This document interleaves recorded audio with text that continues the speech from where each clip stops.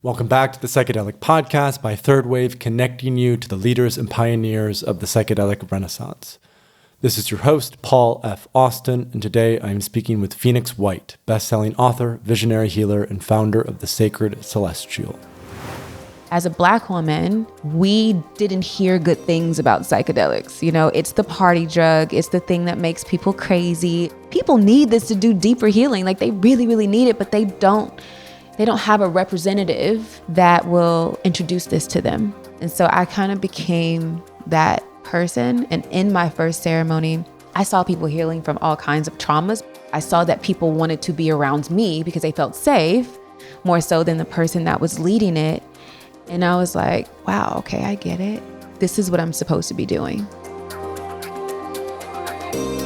Welcome to the Psychedelic Podcast by Third Wave, audio mycelium, connecting you to the luminaries and thought leaders of the psychedelic renaissance.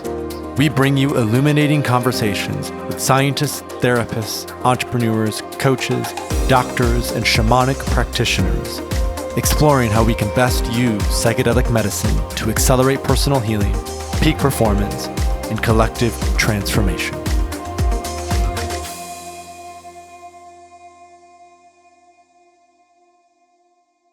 Whether you are a health coach, a nutrition coach, a relationship coach, or an executive or leadership coach, as a results-driven professional in the coaching space, the quality of the tools in your toolkit matter.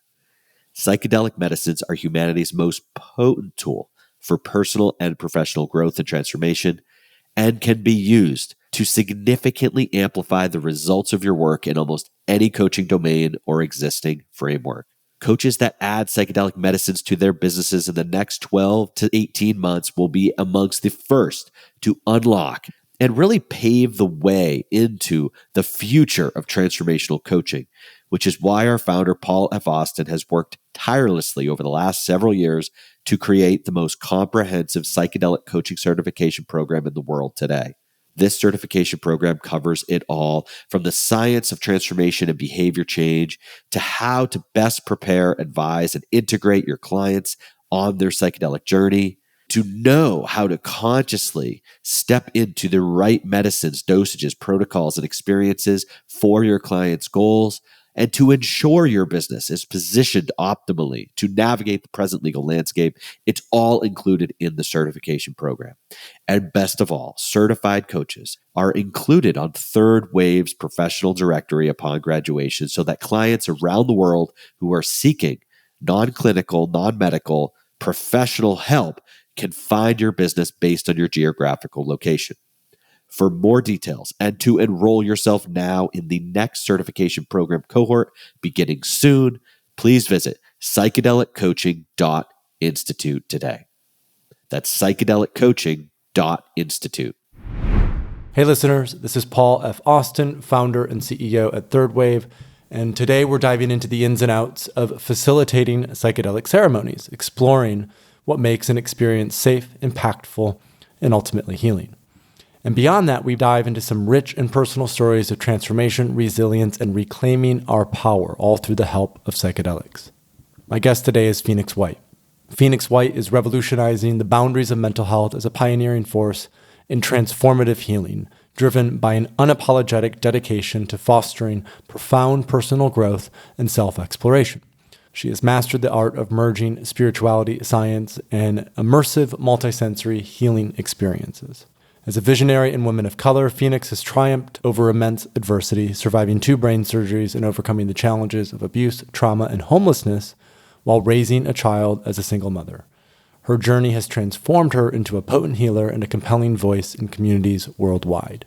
Phoenix is the founder of the Sacred Celestial, which has catapulted her into becoming a global leader in the field of psychedelic-assisted therapy through her ceremonial work. She is also the best-selling author of Redefining Strong, a journey to finding yourself, true healing, and spiritual recalibration, a riveting story of self-discovery, sacrifice, and healing. Now, I caught up with Phoenix at the 2023 Wonderland Conference last November, where she was a panelist, keynote speaker, and a nominee for Retreat of the Year award. And here's a preview of what we dove into together. First of all, we explore the overlooked importance of postpartum mental health and what it can look like to safely integrate psychedelics at that phase. We unpack Phoenix's unique approach to private and group ceremonies with psilocybin and the secrets behind curating memorable and impactful ceremonies. We also touch on her captivating book, Redefining Strong. And throughout our conversation, Phoenix shares her own lessons from psychedelics and self-confidence, love, and parenting, shedding light on the profound impact psychedelics have on personal growth. We also explore her mission to create communities around psychedelics and how she merges ancient wisdom with modern healing. I can't wait to bring you into this conversation with Phoenix. Before we dive in, a quick reminder to follow or subscribe to the Psychedelic Podcast wherever you're tuning in so you don't miss an episode. You can leave us a review while you're at it. It really does help others find the podcast and helps us to attract more amazing guests to interview on the show. If you want to dive deeper into this or any of our 200 plus episodes, check the link in the description for full show notes and transcript. And lastly, if you want to continue the conversation with us about this episode, or really about anything related to intentional psychedelic use, join us at Third Wave's community. This is our free community platform where you can engage in meaningful discussion around psychedelics, support, as well as our high-quality education resources and providers. You can create your account for free at community.thethirdwave.co. All right, without further ado, I bring you my conversation with Phoenix White. Phoenix, welcome to the podcast. Thank you so much. What brought you to this year's conference? What brought you to Wonderland? I was one of the speakers. I'm on 3 panels and I did a keynote yesterday. So yeah, I actually ended up being on this whole thing when I was just looking for different things to involve myself in that had to do with psychedelics and the community around psychedelics. And I came across Wonderland. It wasn't even on my radar, but it was the first thing that I saw. And so I applied as a speaker and they called me back. And what did you talk about at the conference? Yesterday during my keynote, I started talking about postpartum mental health, which was really, really cool. And I was a little dramatic with it. I had my incense burning, I had smoke. So I made it more of like a multi-sensory experience for people. Because, conferences can get a little boring sometimes. So I had music going and just, we had a really good time. So I loved it. And what specifically about postpartum mental health did you go into? I wanted to talk mostly about how people need to really do the work on themselves and also how to identify what postpartum looks like, because I think a lot of people don't understand it. They just think that the women are just tripping and kind of going crazy, but 1 in 7 women experience it. And so just giving them some of the signals of what actual postpartum symptoms are, because there's 3 levels to it. So the first one would be postpartum depression. The second one would be postpartum anxiety. And the third would be postpartum psychosis. And so I went into postpartum psychosis with my first son. And that had me in a really suicidal state where I ended up writing a suicide note. This is like 18 years ago. Writing the suicide note and driving to the top of a mountain in Los Angeles with my foot on the gas and the brake at the same time, ready to drive over a 2,000-foot drop cliff. So it's real. It's really, really real. And I think people need to understand and have a little bit more compassion for what the body is going through, because they don't understand that there is a severe drop in estrogen and progesterone that happens in women. When the placenta comes out, they think that it just comes out, but no, it's hooked to your body. And so it leaves a gaping wound that also has to heal. So you have a hole in your body that's open. It's an open wound. You can smell it. People don't talk about this stuff. That's also healing. So yeah, it's low energy. Your hormones are plummeting. Your hair is falling out. Like there's all kinds of stuff going on. And so I just wanted to help people to really understand, like, hey, maybe you don't know the details here. So I just kind of went over things like that so that people get a real sense of it. More compassion and understanding for people who are going through that. Yeah, women who are going through that. People need to feel seen and felt and heard, and not just running to the baby, because everybody wants to get the new addition to the family, but a lot of people aren't caring about the mom. It's just like back to work. As soon as a baby comes out, they literally go, I would say within 3 minutes, they are like going straight to breastfeeding. And so that is just like, people don't understand. It's really a lot going on with the body. Like there is no break, and there's cluster feeding out after that. So every 2 hours you have to feed the baby. Cluster feeding? It's cluster feeding. So every 2 hours after having a baby, you got to feed them. Really? Yeah. For how long? For like at least the first couple of weeks. First couple of weeks. Yeah, like 6 weeks at least. Mm-hmm. You're waking up every 2 hours. Really? Like, yes. So it's almost like this delirious state that you go into. Like are we allowed to cuss on here? Mm-hmm. I was fucked up. Like I was literally sitting on my couch one day. My husband has a picture for my second son. He's now 3. I remember I was sitting on the couch and I was like so mad because he had bit me. He didn't even have teeth. So I was trying to understand, how did you slice through me that fast in the first 3 days? And I was mad, and he was always crying and red and angry. And I was like, why is this newborn so angry? And you couldn't figure out what to do. And so I just remember sitting on the couch feeling like I was about to nosedive into this psychosis state, but I came up with this multi-sensory support plan, mental health support plan. And so I kind of went through my list, and my husband was able to contact my tribe of people that I had as kind of like my life raft, to pull me out of it, like people that I will listen to, that would be able to speak to me in a certain way that would bring me back to life. I had music. I had certain music playlists that lifts my mood. I had certain smells that change my moods. I had everything to keep me just sound mind, to regulate my nervous system. And this was 18 years ago. No, this was recently. So 18 years ago, I didn't have these tools. Right? So 18 years ago, I ended up on a cliff. I don't even know how I got home. Really? I just know I ended up at home in my bed. But I don't remember driving down the hill. I don't remember. I have no memory of it. Wow. I just remember sitting on the cliff, and then I was at home. So just imagine that I must have been driving literally unconscious. And I think people do all the time, they're on autopilot. Sure. It's I don't remember driving home, but I'm home. That's what happened. Do you remember what stopped you in that moment, or why you didn't I don't. Don't. I remember crying. I remember sending a message to my boyfriend at the time, who we were kind of going through it. Well, we were really going through it. And he said something really mean. He was like, if you're going to do it, just go ahead and do it. Oh, and I was just like, okay, that wasn't the person to call. Yeah. And so it was just, I must have just had a spiritual experience. I must have prayed. Something had to interfere on my behalf for me to even still be here. But I don't have clear recollection of it. Interesting.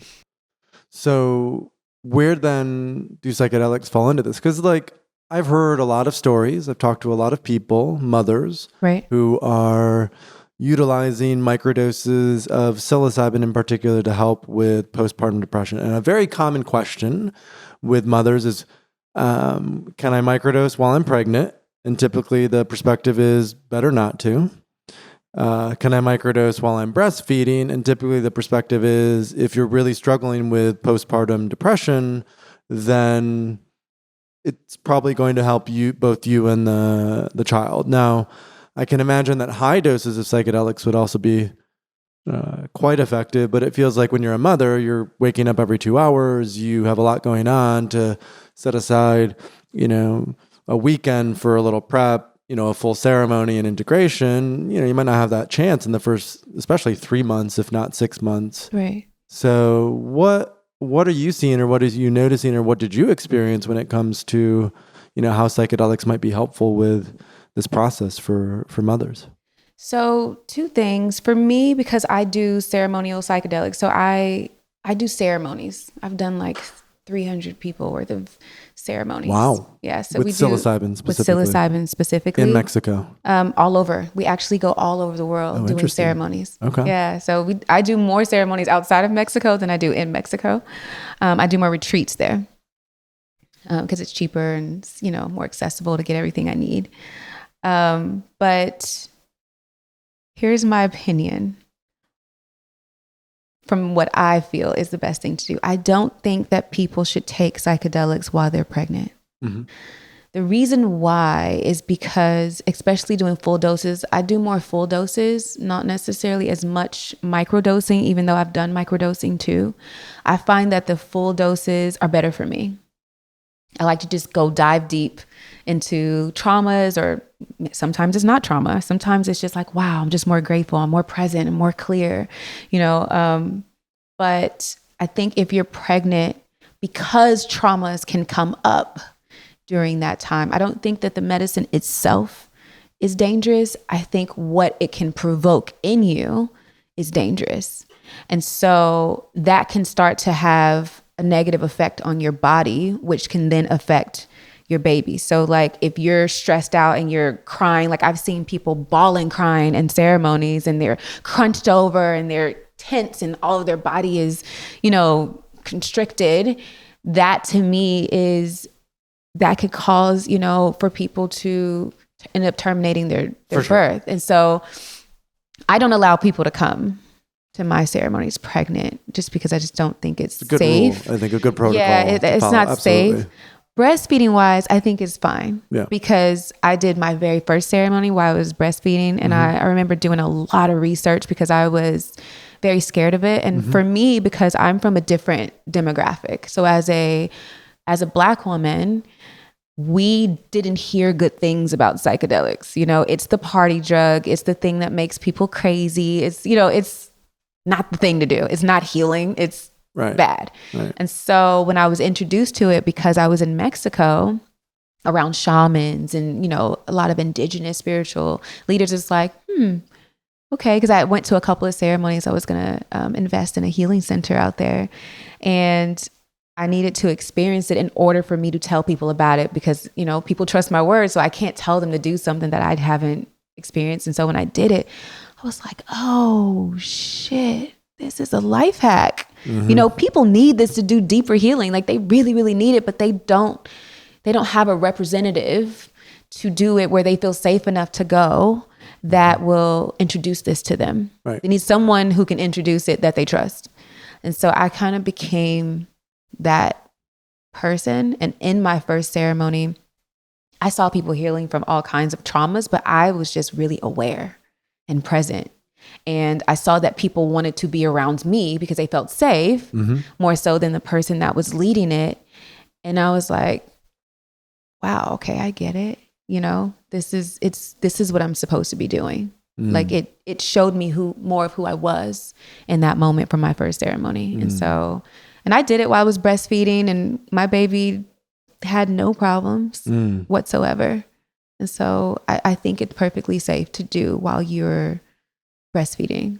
I don't think it's safe to do recreationally. Sure. Because I think too much of anything is not necessarily a good thing to do. But yeah, I think it's fine in that way. So you've been facilitating ceremonies for 3 or 4 years now? Yeah.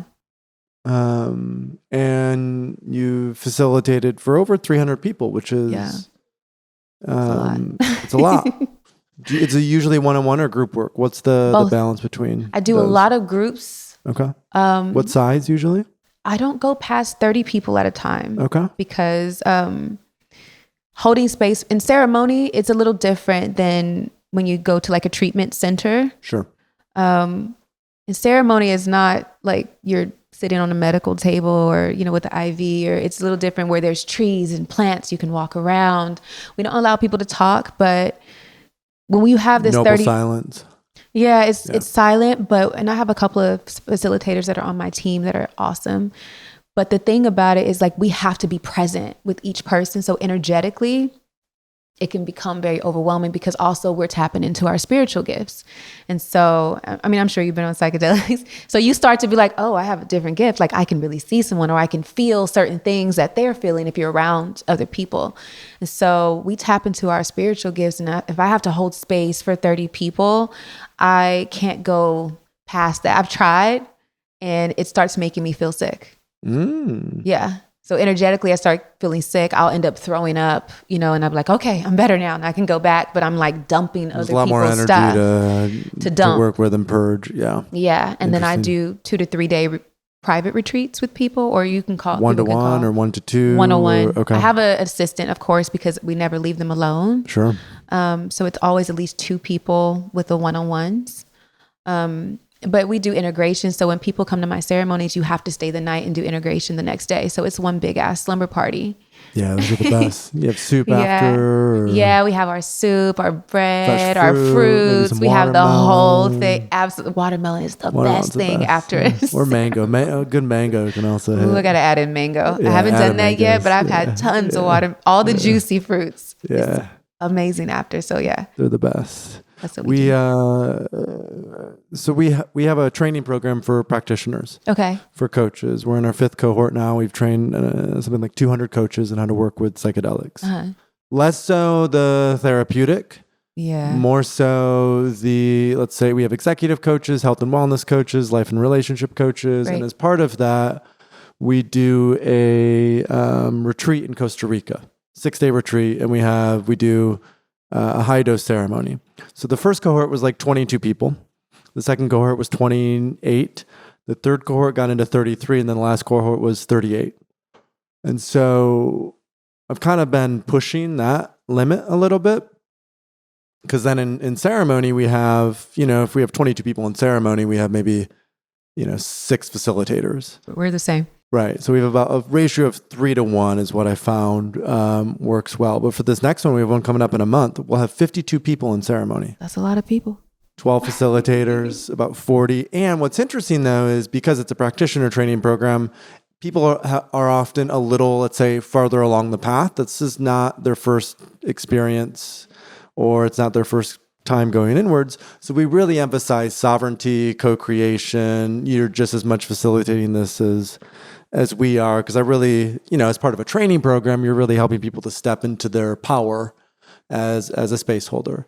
So I'm curious for you, what are maybe some of the hard lessons you've learned? Because I've had my fair share, especially when we went from like 30 people to like 35 to 40. There's additional challenges that have to be navigated. What have you found to be some of the difficulties, the challenges, what you've had to work through and navigate in larger group sizes in particular? So how I've been able to stay in control of the nonsense from happening is manage the chaos. Yeah. So I try to get ahead of it before it even happens. So like when people actually come to our ceremonies, we spend about a good 3 to 4 hours before we even start rapé. So like before we even get to that part, we're like spending time with them, filling them out. I come out last because I'm like the last to start to get dressed, but I have my staff sort of letting me know what's going on. Mm-hmm. And they'll send me little messages like, I think this person might have not been honest on their application. So there's always a couple. Yeah, it's like I think they might be a little high on something because we have specific rules and regulations. So like when you come, we even send out like, hey, this is how you need to cleanse based off of what your intake form said. Interesting. And it's specific for each person. I go through each one. I talk to one of my doctors that I have on my team and I'd be like, hey, does this counteract, does this affect them? Like, is this going to be hard for them? Do they need to go on a certain type of cleanse? If we have to do additional research, we'll see like they need to drink more water, or they can't drink this, but they can have that. Or if they're taking certain medications, like we're going through each medication one by one, Right. And then of course, dealing with whatever issues they have, because it seems like 98% of the people all have anxiety. Like everyone checks the anxiety box. Really? And I'm like, I didn't know people had that much anxiety, Like anxiety about doing psychedelics? Just anxiety, general anxiety, period, as just a thing that they deal with. Who are you usually working with? What's their sort of avatar? It is so broad. Like I've had age range. I'll just start with age range and then I'll tell you like different types of people. It's been from 17 to 72. Wow.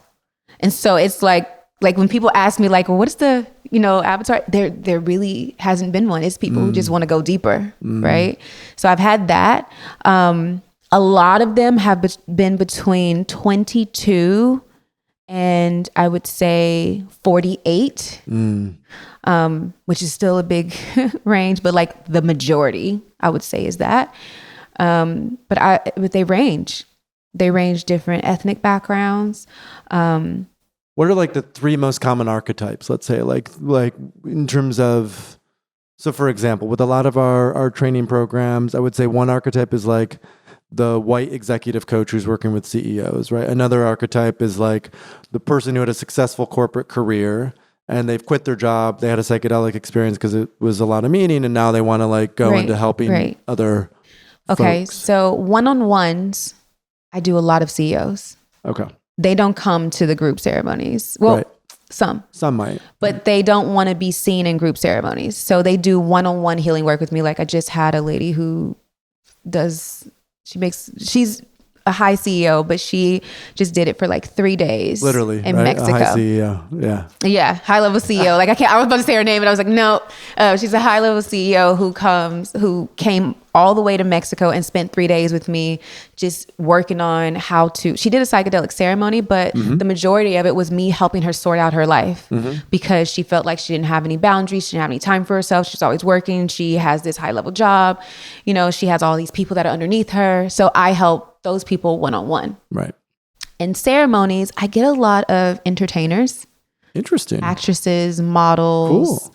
I got to come to your ceremony. Yes, it's interesting. Like I get a lot of people in entertainment. Like LA is our biggest market. And they always find it to be so interesting because LA, they've done psychedelics before, but they never did it as a ceremony. So they're always really shocked at how much more you can get out of it. And so, I have. Do you have a background in entertainment? Like, yeah. And so does my team. Like they've all had backgrounds in entertainment too. Okay. And so it's providing a space for entertainers who also want to go deeper in healing work instead of all the fake ass shit that goes on, to also be able to find themselves more. Right. You know, so they come, but people come, we tell them don't wear makeup, don't try to look cute, wear your hoodie, your jumpsuit, whatever. Chill, relax. Exactly. So and we don't take pictures of anything outside of rapé and integration if they want it. Because people think rapé looks cool. They like the stuff that we're doing, and they're like, this is different. So they love it, us, blowing the rapé into their nose. But outside of that, like all the cameras are shut off. We don't even have copies of it. Like we can't even watch it later. And so it creates a safe space for everybody. Especially so that's why they come. Folks, privacy is... It's huge. It's huge. But it builds a community with the people. So they're all in a WhatsApp group. So because no one will understand that journey, but those people really that were there, and I'm sure you guys have that same thing. It's like, we still have people that you're there. Chats that, exactly. It's the WhatsApp chat. A year later are still kind of popping after the, people love to stay in touch that way. Okay. I have a question for you. So shamanism, right? Which is, we could say the role of the psychedelic facilitator is often somewhat shamanistic. Right. Not that we call ourselves shamans, but there are shamanic elements that sometimes we weave into ceremony. Right. And I've always perceived shamanism as theatrical, and not in a superficial way necessarily, but you are in some capacities entertaining. You are in some capacities sort of creating a compelling container and story and ritual. Right. There could be singing, there could be dancing, there could be instruments, there could be invocations, right? And I think some people get triggered when I say that because they see, but when I say no, I know exactly what you mean. Think of it as like how the Greeks thought of theater, not as how we see theater. Like theater and drama is one of the greatest ways to like create an altered state. So I'm curious, you probably see where this question is going with your background in entertainment and having been, sort of like brought up in that way. What has that taught you or helped you to learn that you think is relevant or beneficial for now of, the ceremonial work that you're doing in plant medicine? So I could tell you the parts that I hated. Okay, we'll start there. When you can also tell me the parts you love. And the parts that I love, okay, I will tell you why it started with the things that I really didn't like because it didn't feel genuine when I went to some of my first ones, and how I ended up creating even my own ceremonies to begin with instead of just sending people to that one, right? So what I didn't like was being on medicine and being forced to attend a show. I wanted to be able to just be in my journey that I paid for, in my corner by myself, without someone calling my name on a microphone to come and attend sound healing for an hour during my journey. Some people, they love it, right? And then some people, it's like, I just want to do my own thing. I want to be in my own world. I want to stay where I am. I want to keep doing the work where I'm at. I don't want to be like pulled out of it to do breath work in the middle of my journey, or to do, like I people need to have a choice on what they choose to do without being like forced to attend For sure. something else. And so with Minds, I love creating experiences. So with my background, you're going to have a whole ass experience with me. And the experience is not fake though. It is, I may have 400 candles out. So like, we may start like around 4 or 5 o'clock, but by the time you're on mushrooms and you take off your blindfold and you're able to go walk around, the whole entire place looks like a magical kingdom. So it changes the landscape of the space. We have lights that just kind of come on at night that you don't see during the day when you're just walking around. Right. And so from my entertainment background, that's where that comes in. I create beautiful experiences that tap into that part of the journey. The music is curated, the smells, the types of incense that we use. It's all beautifully curated. And I think my background in entertainment has a lot to do with that. How we show up looking like goddesses, but right. That is our work gear. By the time it's over, we done snatched all that stuff off. But like, you meet us, we're like, hi. But by the time the ceremony is over, we had our hair in a ponytail because we're like in there, we're doing the work, we're barefoot. We don't have on all of that stuff. So it's like, we may want to look cute because this is like our work clothes. Yeah. But we're not staying like that because we have to be authentic and true to who we really are and why we're doing what we're doing. You know what I mean? So, and it's the sort of dressing up for, like, I have specific pants that I'll wear that are for ceremony. I'll have a jacket that I wear. I'll have certain things that I bring for the altar, a necklace, or, like, I think it does help to be intentional about every single, especially as the ceremonialist or the facilitator, the more attuned you are to the details. Yeah. That's kind of what you're talking about. Exactly. All these little details. Exactly. Right. The more attention that you pay to details, the more magic is allowed to come into the space. Yes. Right. Yes. It's and I think that's also why people love it, because not because just the magic in the space, but because they're so cared for. Like, we're so tuned in, and I'm sure you're the same in your ceremonies. Like, even like when I put on my robe and I put on my certain pants, I have my certain pants too. I don't wear shoes, but when I put on those things, no shoes. It's almost like tapping into my guides and the different parts of myself that are like, all right, it's your turn to come forward.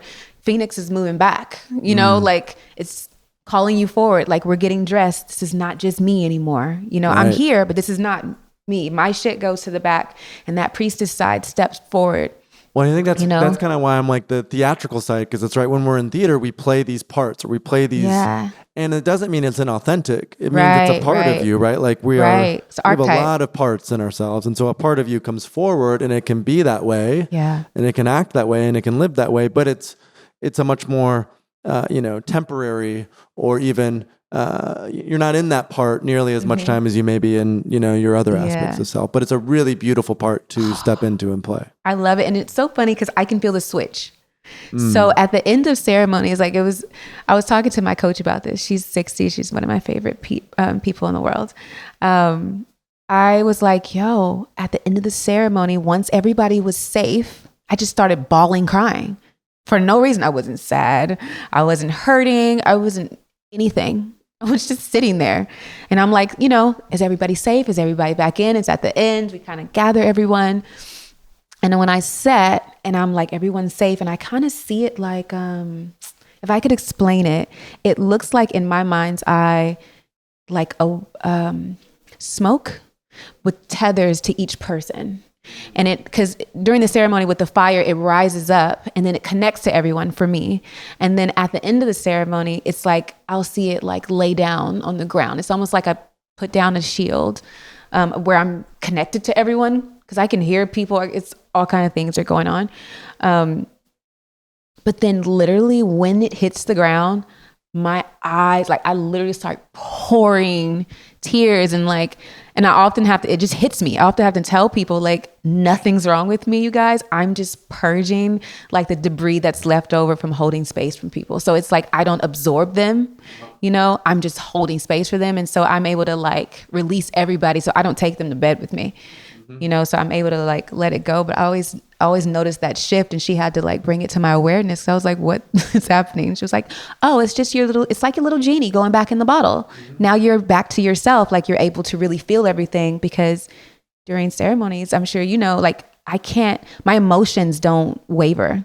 Right. I don't start crying and stuff with people. It's like, I'm very connected. Like I could feel you, but I'm not crying. I'm not like overly caught in any emotion.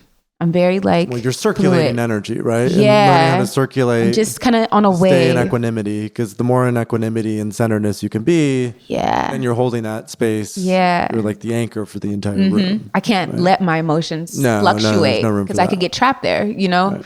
You just never know what's going to happen. Right. So I stay here, and at the end I'm like, geez.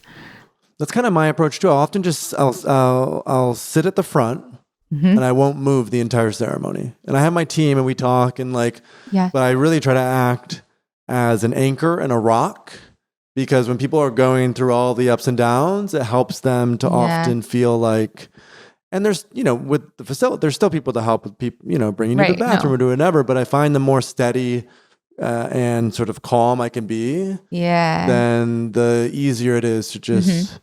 We always have someone in the space. Exactly. So it's like, if I need to leave my post because I hear someone outside, well, in my mind, it's not like they're screaming, but like, I'll be like, I need to find such and such, you know? And like, I'll ask one of my team members, where's this person? And they're like, oh, they're outside. Like they always know where everyone is, you know, and they're walking around with a co-pal and, you know, checking on people. And then they will switch places with me and I will go. So everybody, there's always a pillar, you know, and we have some great people. Like that's what makes it so dope though.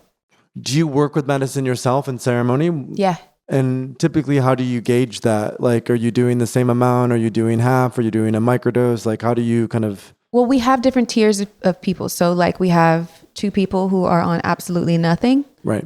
We have 2 people who are on 0.5. Okay. And then you have the 2 main facilitators with me and my partner. I'm the main one. I may be on 2.5. Oh, so you're going in a little bit. You're not, But when I'm moving around, like you would have no idea. Yeah, because you're experienced. Yeah, but the thing for me is I need to be able to know when it starts. I need to know the waves that we're going through. I need to know if it's working or not. Of course, we test it the day before, but I know when I need to open up a window and say, hey, I'm opening up this window, similar to ayahuasca, where you can get more, like a bump up, like maybe 0.5. So we have extras already measured out in 0.5s. And then I will decide if you need to wait a little longer, or if you need some more, just, you know, depending on what my spirit is telling me at the time. But yeah, we just have different tiers because everybody can't handle being on medicine at the at ceremony. Some people just go to sleep. I've had team members do that. So it's like never again. So it's like, I'll test, you know, but we always have at least 2 people who are absolutely on nothing. So I'm gonna go. We've been on this path. We're gonna shift a little bit because, and we'll bring it full circle. But you've written and published a book. Tell us a little bit about how that book came about, and let's say the thesis of it, or the sort of main focus of it. Yeah, my book is called Redefining Strong. I wrote it right after I had brain surgery. You had brain surgery? Yeah, I've had brain surgery twice. What? Yeah. My path has been crazy. Like, I literally have had brain surgery 2 times. Yeah. For what reason? What? So there's a thing in my brain that was called an AVM. So it's when your veins and arteries do like kind of like form a cluster to where your blood can't get through. So it looks like you know, like a freeway pileup. Your blood is just like running into this, you know, thing. I got that. Thanks. Your blood is just running into this cluster in your brain. Thank you. So it can cause you to have a seizure. It can cause you to have a heart attack because the blood can't get through. It's like an aneurysm, basically, right? In a way. It can turn into an aneurysm and burst. Right. Because it's just constantly swelling, because it can't. Is that genetic, or is that like what? I think so. I think it's genetic, but being in high stressful situations can make it swell. Okay. Yeah. Okay. So yeah, I had 2 brain surgeries. I've just been through a lot of different things. Yeah, that was one of the most life-changing though. I've been in car accidents where I flipped upside down and ended up on the side of a cliff, and I had to like crawl out the side of the cliff. I have pictures. It's because it sounds like surreal, but Wow. It's like people wouldn't believe this if there was not a photo. Wow. You know, and I'm still here, you know? And so, but my book, it's called Redefining Strong, A Journey to Finding Yourself, True Healing and Spiritual Recalibration. I actually wrote it some years ago. And before psychedelics? Before psychedelics. psychedelics? So I've always been in healing work. Okay. Psychedelics was just another added part of it. I don't feel like everyone needs psychedelics, but I do feel like it is a great way to like start to heal, you know? But yeah, so I did my book.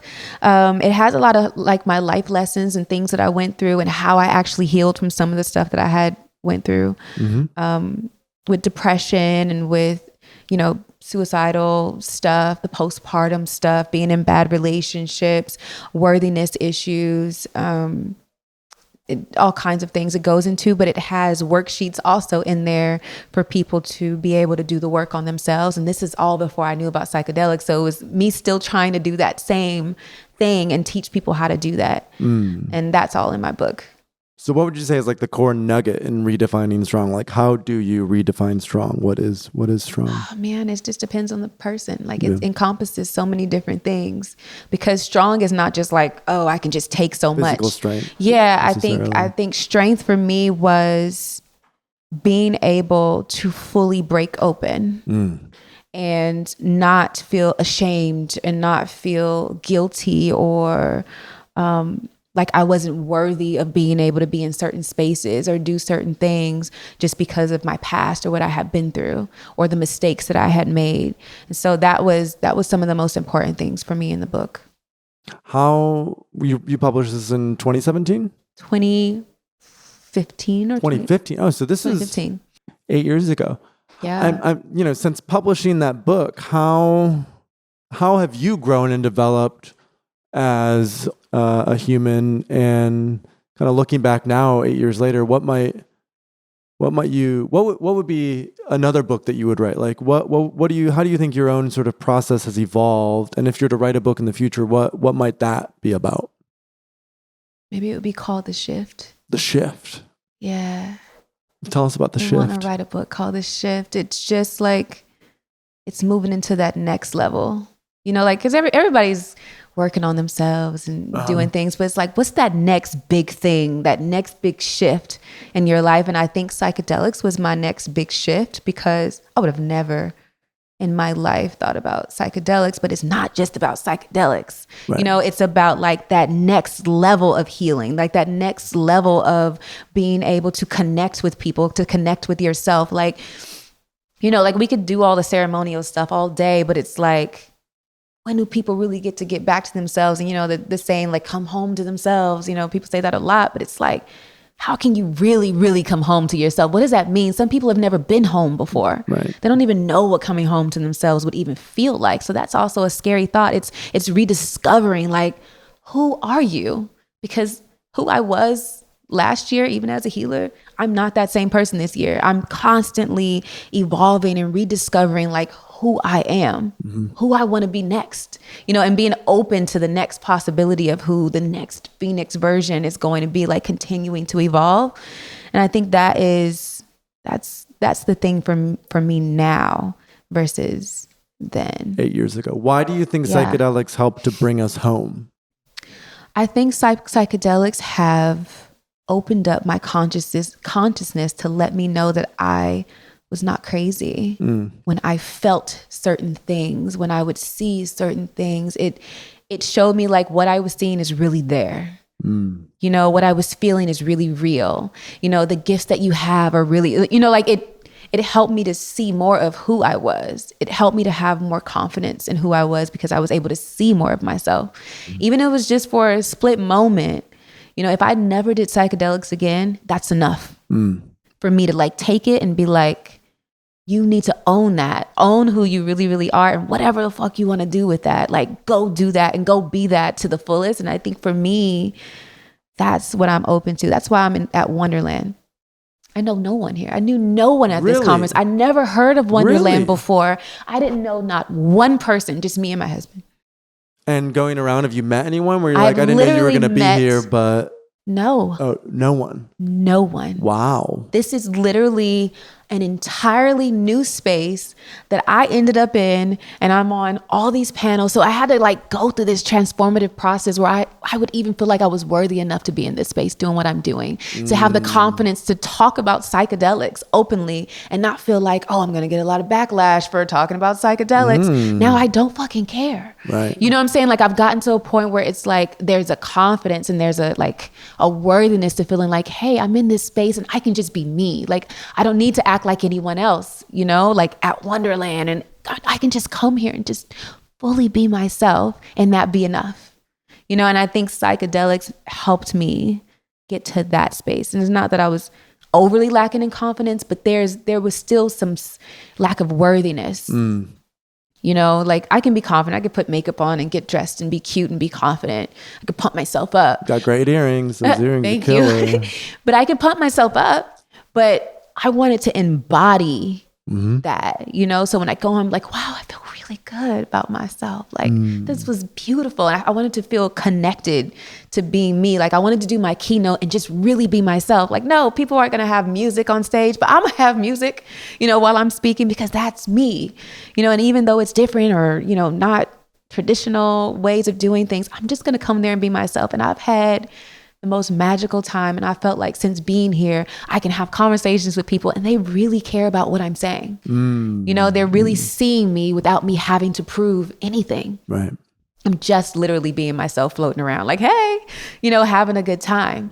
And that's like this whole coming home thing, right? It's it's just all the layers and wonderful. all the armor you can just release and let go of. Absolutely. And so that has been, I think a part of that was from psychedelics, like just doing that work with psychedelics. So what have psychedelics taught you about love? So, you know, I also have 2 kids. So psychedelics, you know, you go into ayahuasca versus psilocybin, it's a little bit different, but it's taught me to love my kids and my partner in such a way, especially the ceremonies teach me more about how to treat my partner. But when I'm just with the medicine by myself, it shows me like, wow, look at your kids, look who they are, and just like seeing more of them. Because I also had my son, he comes to my ceremonies and facilitates too. Really? He was 16 when he started. Oh, that's great. He wasn't on it, but I didn't let him do it till he was 17. Fantastic. But he learned how to have a reverence for the medicine and being able, like he will sit like a pillar in the room because I know he has my back, you know? He will sit there and literally he gets so many reviews and he doesn't talk the whole time. Wow. He's not doing anything, people, but if they need something, you know, he'll give it to them or he'll come get me and be like, somebody is having an emergency, Mom. I think you need to come, you know? And so like, I'll be able to go and like assist people, but he's my watcher. He's the guardian in that space. And he's just like a pillar, just sitting with his robe on, and he'll just be sitting there in meditation, like pretty much the whole time. That's epic. It's beautiful. Crazy. And so like I got to spend more time with my son without the baby and without my partner. Like I got to see him in a different way. I got to hear him. We spent all this time together. So it allowed for me to really, really tap in with who he was versus who I wanted him to be. And that's how we started making all kinds of changes, because like I would just see more of who he was. Like, this doesn't work for him. This is abusing his confidence when you do this, when you put this pressure on him. Like, so it made me pull back on some of the pressure that I put on him. With my little one, he just runs everybody. How old is he now? He's 3. Okay. He's everybody's boss, but it also... I mean, he's 3. Yeah, he's 3. But it made me see him also as like, because he's very stern. He's very like, no, I want this. Or no, I'm not coming. I'll come in 5 minutes. My 3-year-old say, 5 minutes, not right now. You know, that's how he'll talk to us. I'll be like, who is this person? Yeah. Like, he's you and he's him. Right. You know, he like, Right. You're like that too. It's like, and it made me have to honor his own boundaries, even at 3. Right, which is Crazy. great for both you and beautiful, for him. right? And so it's like, who thinks about a kid having boundaries at 3? And so psychedelics helped me to see, no, he has boundaries. That baby honors himself. If he doesn't want to hug somebody, he's not going to. Don't force him. If he doesn't want to say hi, don't. You get into that fake stuff and saying hi to people you don't want to say hi to, but he is not interested. He's just being 100% genuinely himself. And I had to start to really honor them the way that they were. Now with my partner, so I would be in these ceremonies and we hold people, we wipe their tears, we wipe their snot, we're doing all kinds of stuff in ceremonies. And so that's why I call it multisensory, we're very hands-on. And so when I'm holding these grown men and I'm like rocking them because they turn into babies, I become the mama in the ceremony. My gift is people see me as a mom. So that's the presence that comes forward. I'm rocking people. I'm brushing their hair. Some of them have never even been held before. Some of them have mother wounds. Some of them are going through trauma and issues. And every time I'm like, I got to go home and I got to make sure I do this for my partner. He needs the same level of love and comfort and being seen and being held as the people do in my work. And so it's brought us a lot closer. And also like, he's here now. Like I was the speaker here and then he was like, this is interesting. He was like, let me see this, And then he was like, I think I could speak on sports and stuff. And I was like, try it, and we both got accepted for it. So that's been really, really cool. So. And what you're speaking to, it's like intimacy. I have a good friend who I've had on the podcast before, Anthony Adams, and he talks about how love is the greatest psychedelic, that when we're in these intimate relationships, like you were talking to, a lot of ourselves show up in other people.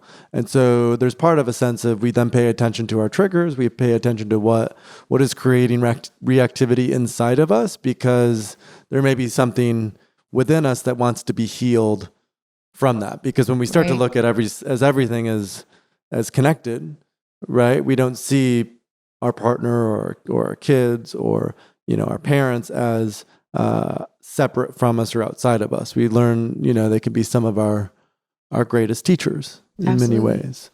So, and I think it really teaches a lot about how we love these parts of ourselves that we're still ashamed of, or that, may feel unworthy. Or, I mean, you talked a lot about the sort of therapeutic and mental health elements, but we've also, you work with leaders and CEOs. So I'm just curious, like,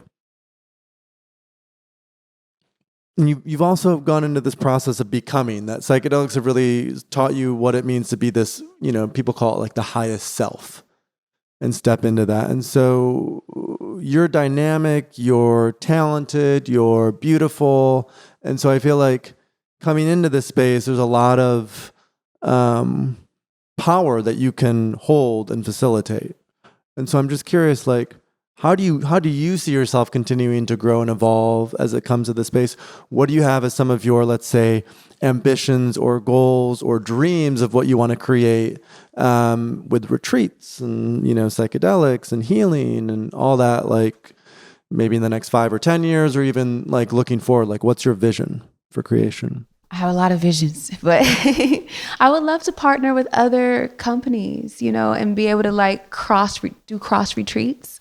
I would love to create my own retreat center, and I would love to create something where people who have spiritual gifts can come and develop them as well. I feel like there's all these like different... an academy, like a spiritual academy. I want to create the Sacred Celestial Academy. Oh. And so we already have like the institute part of it where, it's teaching courses about different things. But I want one where another part of it, I want a portal where people can actually develop their spiritual gifts, because what I'm finding in these ceremonies is people's gifts start coming out. Their spiritual gifts start coming out. Mm-hmm. And they want a cool place to go study where it's not like in a classroom or it's so, like tight, where it's like loosely, like you're around a lot of different people who are also the same. It's kind of like the X-Men, but just more cool, more modern, and I want those people to be able to be around each other, because that's what I wanted when I was younger and I was having visions and doing different things. It's like, who do I know that won't think I'm crazy? Like I want to have a place where the weird people can go, like I like being a part of the weird crowd, that's what I create in my ceremonies. It's like a garden of superheroes. Like they all just kind of come out and it's so cool to watch. My other thing that I would like to do is definitely creating more courses. certification courses, because I want people to have a little bit more harm reduction when it comes to doing psychedelics. And just everybody wants to do it after they come to a ceremony for the most part. Like a large majority of people want to do it, or either they're join our team and I'll let them kind of like shadow. But having certain systems in place to make sure that it stays safe, because I think psychedelics is really cool and it's upcoming. And I know they're going to legalize it for medical institutions, but like none of the people I know are going there. You know, that like eliminates a whole slew of folks. And so I think I want to have a place that is allowed to be able to perform these things in the way that we do it, and also safely, and teach other people how to safely do it if they're going to do it. You know, like I just don't want people to get hurt in the process just randomly doing stuff. I almost look at it like, you know, psychedelics are a skill. Yeah. Almost like a martial art. Yeah. Right. But like a spiritual martial art. Mm-hmm. And all martial arts are spiritual, but it's the difference between jujitsu and Aikido versus Qigong, right? There's a movement element. Right. But with psychedelics, it's like we need that sense of a sangha, a community, a dojo, like, you know, people that we're with. And I resonate with what you talk about when it comes to having, an academy and a center. I feel like so many of us these days, as we're getting into psychedelics, like it almost could be a meme by now. Like you take mushrooms and you want to start a like intentional community in Mexico or Costa Rica. Why do you think that is? Why do you think, you know, so many people are wanting that and seeking that? And what is it about? What's so appealing about that for folks? So there's two things that I've noticed. Yeah. One is good and one is not. One, I think that some people are doing it who are like me, who are like, I know that my community of people, and it's a part of my purpose, that people need this. I'm doing it for this purpose, like to help people to heal. Yeah. And then there's another side of it, especially like being in Mexico, you see like so many different things where it is a power grab, right? And so the leaders of these things are almost creating themselves to like be celebrities in a sense. Gurus, yeah. Yeah, it's like I'm not looking to be a guru, I'm looking to be effective. You know what I'm saying? Like if I become popular for it and I'm popular for it, cool, right? But what's more important to me is like when you leave here, was I effective? You know, did you feel safe? You know, like because I hear about a lot of stories in Mexico, because it's a bunch of people doing it, where they're fractured when they leave. Especially where you are in Playa del Carmen and Tulum. Yeah. Right. It's like people leave fractured, you know, and I'm like, well, I don't know. Like my ceremonies aren't this way. I can't speak on other people's ceremonies or what their practices are. It's like, do your research and find out what works best for you. Like I don't have an opinion on this person or that person or that person, right? This is how mine works, you know, like this is the protocol that I have in place. And these are the things that we take seriously. We don't allow certain things. You have to sign an agreement. Like you are responsible. What don't you allow? Like what would be examples? We don't allow, even if you're a couple, you can't kiss, you can't hold each other. You can't even sit next to each other in the ceremony whatsoever. There's no sexual intimacy and sexual conduct, like anything like there's no disrespecting anyone, yelling, screaming, cussing. We don't allow any of it. Like there is literally a contract that you have to sign that say like, this is a these part are the of agreements of coming to. These are the agreements. And we make those same agreements with you. Right. Sure. And so we don't allow people to go upstairs. So if we're in a big house that we've rented, an estate, like wherever the rooms are, you're not allowed to go into any room whatsoever. Right. Everybody has to stay in the space where you can be seen. Mm-hmm. And you can't leave. Like you can't leave. Once it starts, you can't leave. So you have to like power through it. We'll try to figure out whatever you need. Sometimes you got to bring someone into a private room or we'll have to figure it out. Yeah. And we've had like one person out of the 300 that I felt like she has to go. Right. You know, like it just can't stay. Somebody has to pick her up. She has to go or she's going to ruin it for everyone. Right. And this was probably 10 minutes into the ceremony. It was, oh my gosh. You know, it's like, we got a ways to go. It's like, you're not going to ruin it for everyone else. And so she had to leave. But other than that, people have really upheld the sacredness of it and respected it. What are some other rules we have? There's no drinking, smoking. You can't bring your own psilocybin or medicine. Like people always try to, what if I don't have enough? We gotta know. We know because it's different. It's not the same medicine that you're taking. Like everything's different. We like to make sure we educate people on specifically what kind, how much. Like it's very specific, you know? So yeah, that is. Agreements are good. Protocols are good. It helps to create a safe container. And I think when it comes to the sort of community element, a lot of this talk, like, are you in service to your ego? Or are you in service to, you know, what's like, I always view myself as sort of let's say a mouthpiece or a channel for the intelligence, the very sophisticated intelligence of plant medicine.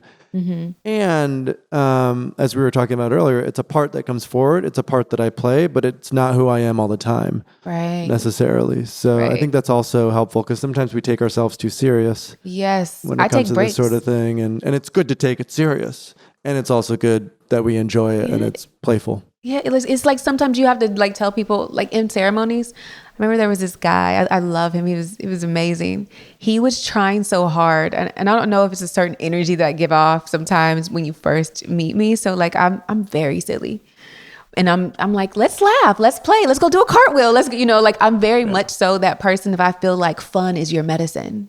Right. And so sometimes people will come. It was a ceremony I did and they sat by me and I was like, hey, come sit down because he was just being weird. He was kind of really like getting aggressive. I need to take a shower. I need to this, I need that, like during the ceremony. And I was like, come sit down, you know, because like I'm the only, I already knew that was going to be my key person. I was like, I know that I'm the only person that can control that energy without force. Just, hey, come sit down. So he sat down and he literally got in like this yogi pose and he was just like, and I was like, what are you doing? Like I was just like sitting like this and I was like, what are you doing? He was like, oh, I was like, dude, just go be free, go be yourself, go play, go run. He ran off on all fours. Okay. Like he couldn't wait to be given permission to just be free to go, you know, experience himself or whatever was coming through for him. It was like a man beast sort of vibe. It was like, rah, you know, and I was like, go do you. Like, don't sit here like a yogi with me. That's so fake. Yeah, be you. Yeah, like I want people to be more of themselves around me. And that's important. One, you represent that. And when we show up in the space, right, it's like the more we can embody what we teach and what we communicate, then it all flows. It all flows from there. Well, Phoenix, I hadn't heard of your work before the conference, so I'm really glad that you applied and that you made it. I'm really glad we got to sit down because I don't think we've gone into this level of detail about specific facilitation work, kind of these ins and outs, all these little details that a lot of people don't consider or think about. So I appreciate you going with it and just want to give you an opportunity. Any sort of final, you know, message to share with the audience and like, where can they find out more information about you? But I'm curious if you have like any final words or like a message that you just want to share about your work and what you believe. I believe that I really want to see the world heal in the way where people can become, like I said before, more of themselves, where we don't have to hold ourselves, where we don't have to hold ourselves back from being exactly who we are, you know, fear of judgment. But because I feel like there's so much magic when people are really just being them instead of trying to be competitive. I also would love to see more of the healing world connect together instead of compete with each other, because I just don't believe in competition when it comes to these types of things. But I feel like joining networks could be so powerful.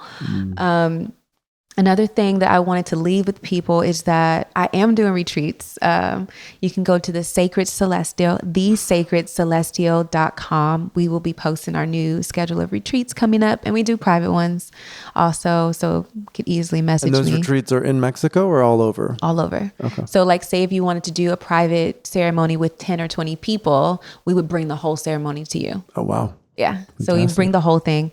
And I just fly all of my team members out from wherever they are. Wow. And we'll go to that place. All right. And then I have 2 retreats coming up. I have Emergence and Nocturnal. Nocturnal is not a psychedelic retreat. It's more where you sit in the dark retreat. So it's a darkness retreat. So it taps into that same part of your brain that psychedelics taps into. I think it does something with the pineal gland, right? Like it activates DMT production. And Yep. Okay. So just being in the dark consistently. Right. So we're doing that for the people who don't want to do psychedelics. And then we have a psychedelic retreat called Emergence, which is really wild and crazy. So my retreats are wild. Oh.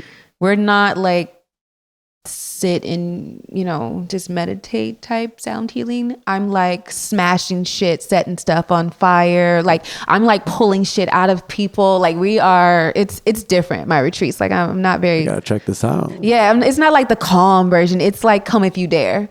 Like if you want to go to the next level, then you come if you dare. Because we're going to pull the shit up and then we're going to refill you. Like a fire. It's very fiery. Yeah, it's very fiery. Sign? I'm a Gemini. Okay. I'm an air sign, but I'm all about the fire. Like I dance with fire and I like, because you have to always be so controlled and so calm and, very gracious. But like when I get into my healing stuff, like I'd like to feel it. Like I need to feel it. I need to do more hands-on types of experiences. And so my retreats, even my integrations were very hands-on. We do the conversations and stuff, but we also do physical work so that you can remember it. Like when you tap into certain things, you remember it. Like that cellular memory is insane. Yeah, it's one thing to change it at the mind. I think it's another thing to change it in the body. Right? The physiology of it helps it to be I want people to sustainable. feel it everywhere. So it is a joint retreat. So it's men and women can come. Oh, great. How many, and like, what are the dates for this? Let me. Do you know? I don't know on my phone. I'll send you the dates. Send us the dates. We'll post them in the show notes. Okay, So I'll send you folks the have dates. But it's in September, I believe. I believe it's in September Of next year. of next year. Fantastic. Yeah, it'll be in Okay, September. Emergence. I think that one's in September. We'll One is in double check. September. One is in May. Okay. So I will send the specific one because I don't want to say the wrong day and then I'd be completely wrong. But I have it in there. And then I'm in this contest called Fab Over 40. Mm-hmm. I don't know how I ended up signing up for it, but basically you win $40,000.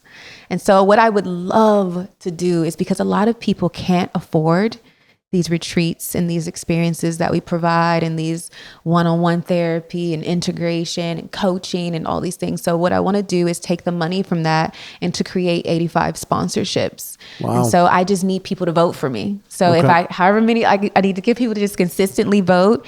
And I want to use that money to create sponsorships for people to be able to attend without having to pay. That's, how do people find that? Would that be fabover40.com? Yeah, it's / Phoenix White. So it'll be Phoenix White. Yeah. So if you put Fab Over 40 Phoenix White, it'll pop up, but I'll also send you the exact link. I think I already sent it to you, but I'll send you the exact link. Put it in the show notes. Mm-hmm. And it's also connected to my Instagram, which is at Phoenix White. Okay. You'll be able to find it there. PhoenixWhite.net is being rebuilt, but it'll have all the information about me too. Probably by the time I don't know when the show comes out. Yeah, probably in a few weeks. Oh, it'll be out by then. Okay. Yeah. So all of it'll be up then. Well, thank you, Phoenix. Thanks You're for welcome. Sharing what you shared on postpartum depression yesterday and Yes. your story as well. Like, Thank you. brain surgeries and psychosis, postpartum psychosis, and now the plant medicine work, entertainment. You've lived in a lot of ways, in a lot of aspects of life. So I just appreciate your presence and you joining us for the podcast. This is a great episode. Thank you. I'm really happy to meet you. Like I didn't know even some of the things you were telling me about you. So I'm like, that's dope. We're similar. I like that. Yeah. I do I have like the education and media side, but I started a retreat called Synthesis in the Netherlands, which was legal psilocybin. I've seen this. I love what you do with synthesis. Like I looked it up and I was like, that's really dope. I didn't know it was yours, but I love it. I was a co-founder and and then we've started to do these trainings. So I'm a CEO, but I care a lot more about the plant medicine and facilitation work. Yeah. Because I think it's really, it's good to have that integrity, like not only to be on the business side, but also like in the medicine, working with people, right? Helping them move through. I think, it's good for the. No, I love that because I feel the same. It's like, I do all this business stuff, but this stuff is like the deeper work. Like the CEOs of these other companies, like they're even needing this, Right. So I just like keep up the great work. Thank you. You too. You're amazing. This is fun. Oh, you are too. This is fun.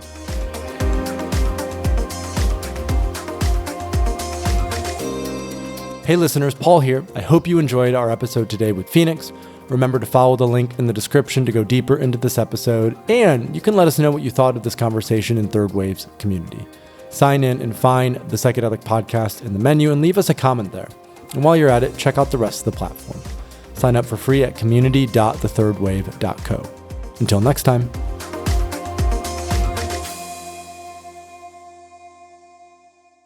Thanks so much for watching. If you want to grow your own medicine from microdosing or high-dose experiences, check out our Mushroom Grow Kit. It's the simplest way to get a reliable source of high-quality mushrooms, and it includes detailed videos walking you through the entire process. No guessing, just clear instructions for best results. Check out the link in the description below.